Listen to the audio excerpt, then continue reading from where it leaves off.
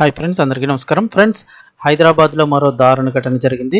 అసలు ఏం జరిగింది ఏంటి వివరాలు తెలుసుకుందాం. వీడియో పూర్తిగా చూడండి. అలాగే తప్పకుండా ఒక లైక్ చేయండి. మరిన్ని అప్డేట్స్ కోసం ఛానల్ని సబ్స్క్రైబ్ చేసుకోండి. అలాగే పక్కన ఉన్న బెల్ ఐకాన్ ప్రెస్ చేయండి. ప్రభుత్వం నుంచి వచ్చే ముఖ్యమైన అప్డేట్స్ అన్ని కూడా ఎప్పటికప్పుడు మన ఛానల్ ద్వారా మీకు తెలియజేయడం జరుగుతుంది. ఇంకా వివరాల్లోకి వెళ్ళిపోదాము. మహిళా రక్షణ కోసం ప్రభుత్వాలు చర్యలు తీసుకుంటున్నప్పటికీ దారుణాలకు అడ్డుకట్టపడడం లేదు. అమ్మాయిలు అప్రమత్తంగా ఉండాలని షీ టీమ్స్ పోలీస్ డిపార్ట్మెంట్ అవగాహన కల్పిస్తున్నప్పటికీ మాయమాటలకు మోసపోతున్నారు కొందరు యువతులు. తాజాగా బాచుపల్లిలోని విఎన్ఆర్ విజ్ఞాన జ్యోతి కళాశాలలో దారుణం చోటు చేసుకుంది. తోటి విద్యార్థినిపై ఇద్దరు యువకులు అఘాయిత్యానికి పాల్పడిన ఘటన తీవ్ర కలకలం రేపింది. బాధితురాలతో చనువుగా ఉన్న ఆశీస్ అనే విద్యార్థి ఈ దారుణాన్ని కొడిగినట్టు బాధితురాలు తెలిపింది. ఏడాది నుంచి ఆశీస్పై అఘాయిత్యం చేస్తున్నట్లు పోలీసులకు ఫిర్యాదు చేసింది.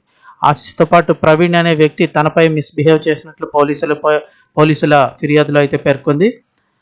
ఇక బాధితురాలు ఇచ్చిన ఫిర్యాదు మేరకు కేసు నమోదు చేసుకుని దర్యాప్తు చేస్తున్నట్లు బాచుపల్లి పోలీసులు తెలిపారు. బాధితురాలు బీటెక్ ఫైనల్ ఇయర్ చదువుతుండగా ఇరువురు యువకులు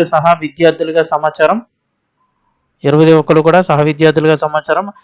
అండ్ విఎన్ఆర్ ఇంజనీరింగ్ కాలేజ్ బాధిత విద్యార్థిని పేరెంట్స్ మాట్లాడుతూ, బాచుపల్లిలోని విఎన్ఆర్ విజ్ఞాన జ్యోతి ఇంజనీరింగ్ కళాశాలలో 2024 బ్యాచ్ మాది. నేను బీటెక్ థర్డ్ ఇయర్ చదువుతున్నాను.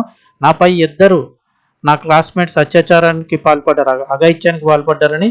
ఆశీస్ అనే స్టూడెంట్ నన్ను ప్రేమ పేరుతో వేధించాడు, నన్ను భయపెట్టాడు. నాతో చనువుగా ఉన్నప్పుడు ఆశీస్ వీడియోస్, ఫొటోస్ తీసి బెదిరించాడు. నన్ను క్లాస్ రూమ్లోనే అత్యాచారం చేశాడు.